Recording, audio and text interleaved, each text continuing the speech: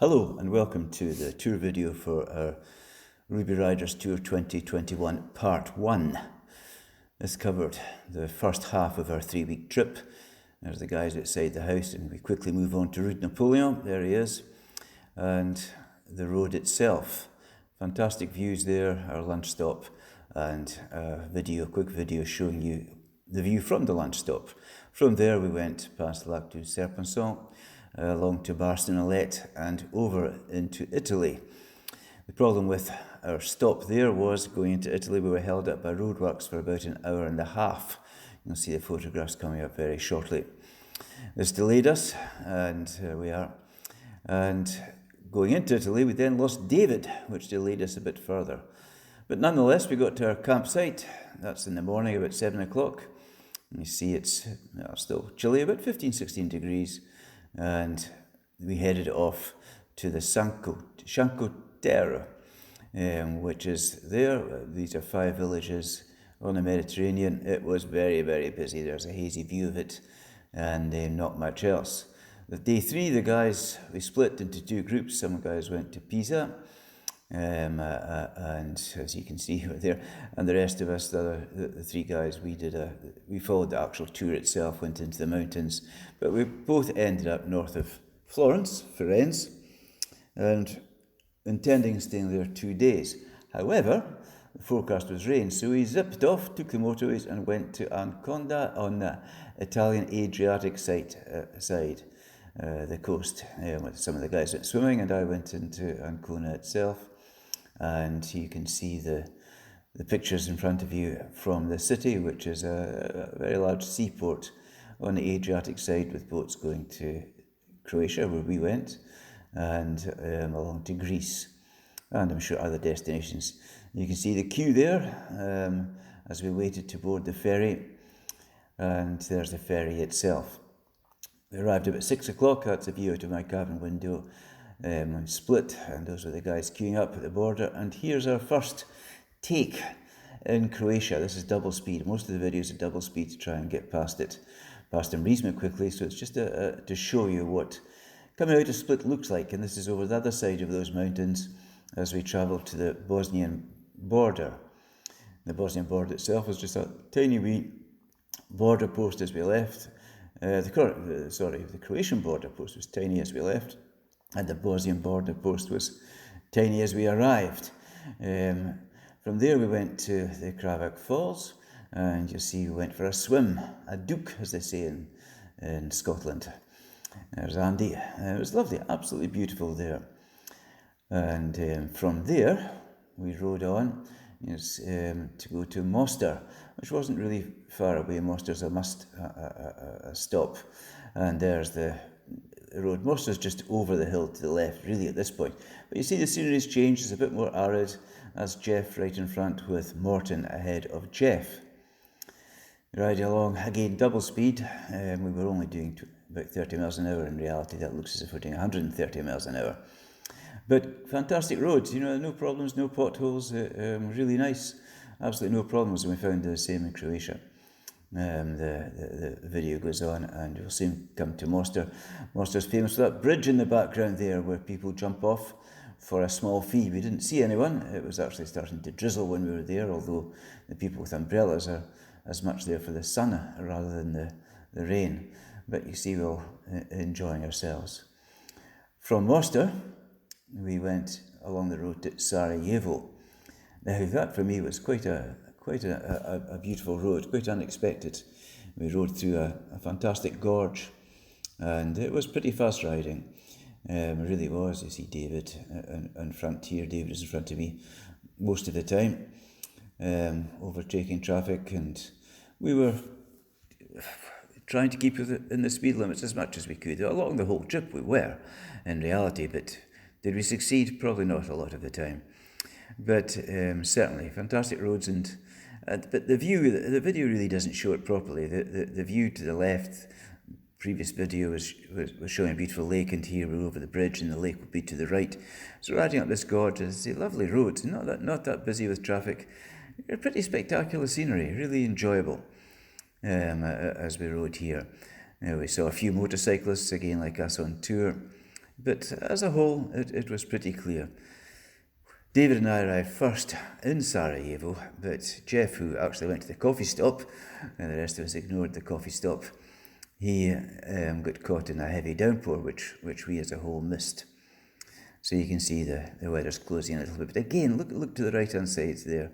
The lake, or it's a dammed lake, I guess, is just very stunning. I say the video doesn't really do justice to the actual scenery, but very beautiful. In Sarajevo, we stayed in the Holiday Inn Hotel where the journalists stayed during the war. This is the picture from my room, floor 10. So you can see Sarajevo's quite a mix of cultures and city, quite a modern city, a big long city, but of course has been scarred by the war with the Serbian-Bosnian war. And these photos really show highlights to the tour that we had. We had a walking tour with a chap called Neno, which was excellent. That's Duke Ferdinand's car there. And this is a graveyard from the Ottoman times. That's Neno. And these are the guys that took the chairlift up for the Winter Olympics, was there in the 80s. The bobsleigh run was down there. And here's the team, and this is our 1980s album cover rendition. Here we arrived. This is the next day, leaving Sarajevo and going to the Montenegro border.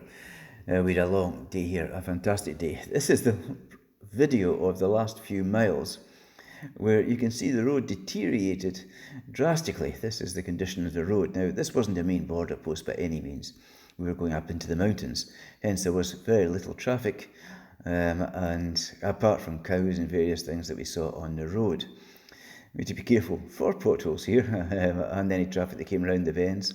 And you can see here some of the traffic and me riding along as we arrive at the border post. So this is the Bosnian border post.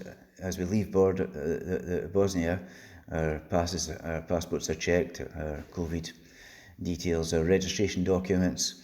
We found this in every border. And there's the bridge across into Montenegro. That's the Montenegro border. It took us a bit longer there to get through that part. But once we got through, this is the road up to go to the Piva Dam. And you can see these tunnels, quite as Morton ahead of me, very spectacular, really are. The video would be a lot longer than this. And here's Morton and myself just getting to the dam itself. Absolutely beautiful. This is one of the highest dams in Europe. And we stop at the end of this and you'll see some photographs looking back the way. Very spectacular. We had our lunch here because there weren't very many stops. You can see the cars in the distance, the dam itself, the cliff face from the other side there. It's pretty spectacular, and that's the lake. From there, we rode along the side of the lake. That again is Morton ahead of me, and great riding. Really, we were through tunnels, the lake beside us, lovely weather, but we had a sudden turn-off which Morton missed. Andy and I did stop there, so this is two videos joined here. And there's the tunnel that Morton missed. And look at this for a road. This is back to, I think this is 1.5 times speed now. So it's not double speed, but I had to speed it up a little bit, otherwise we'd never get to the end of the video. This is, I found quite amazing. I expected this, but I'd never seen anything like this. So tunnels within tunnels. That's me putting the spotlights on the bike as we ride up. I just couldn't believe this part of the road, that these are hairpins going around, just taking us up onto a high plateau in Montenegro. We see glimpses of the lake to our left there. As we go into another tunnel, into the wilds, and turn left, right. It's really something else. No cattle on the road this time, but you had to beware of cars, as you can see. We saw a couple of motorcyclists as well. Quite a ride, really enjoyable. Quite a viewpoint, and I just couldn't believe this. That car gave me a bit of a fright as I came round the corner. This carries on a little bit, but as I say, I thought it worthwhile showing you. Nice and green, shrubbery, nice day. Now I remember we had mixed overcast skies when we rode up through Bosnia, but here we are in the sunshine again as we ride along these twisty roads. Certainly not knee-down territory, unless maybe David did, but not for the rest of us. Andy was following me here, and we have yet another hairpin, another light full on, a car on the wrong side of the road, and up round it, and we soon reach the end of this part of the video, and we look down to the lake where the rest of the guys stopped, and we were trying to spot Morton at this point from the viewpoint where the next part is taken from. To no avail. Morton carried on and took a different road to get to our hotel, which I don't have any footage of, but Morton assures us it was a fantastic ride. Okay.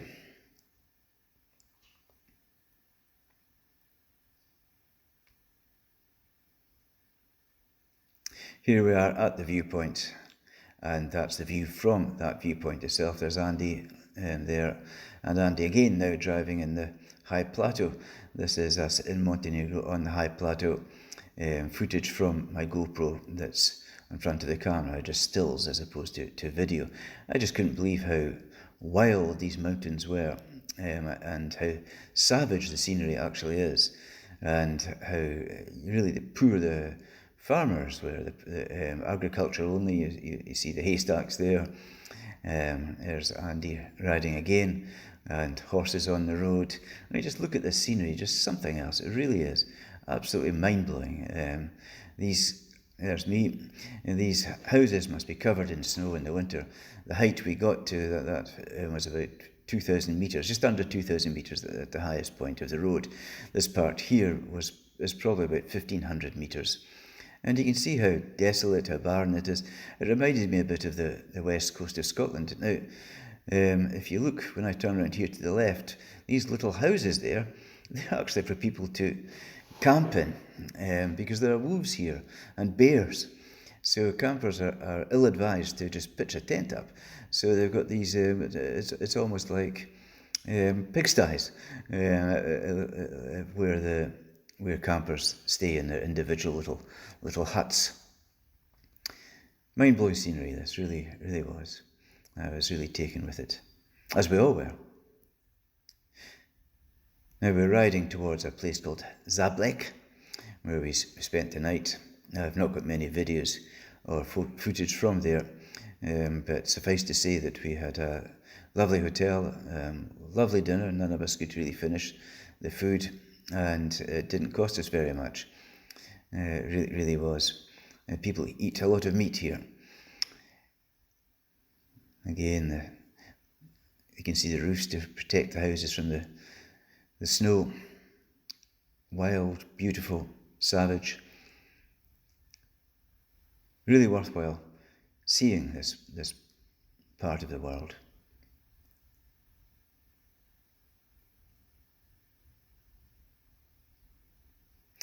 This is me looking back. I stopped here to change the battery in my GoPro, and this is Andy coming along. He would have ridden past, but a car came round the corner at the same time. This is the last part of video from this section.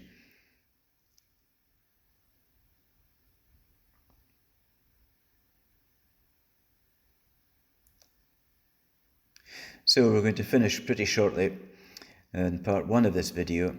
Part two is going to take us from Zablek along down the Tara Gorge and all the way back to France. Morton at the hotel, and this is the team: Andy, David, Gerry, Jeff, Morton, and myself. I hope you enjoyed this, and look forward to number 2.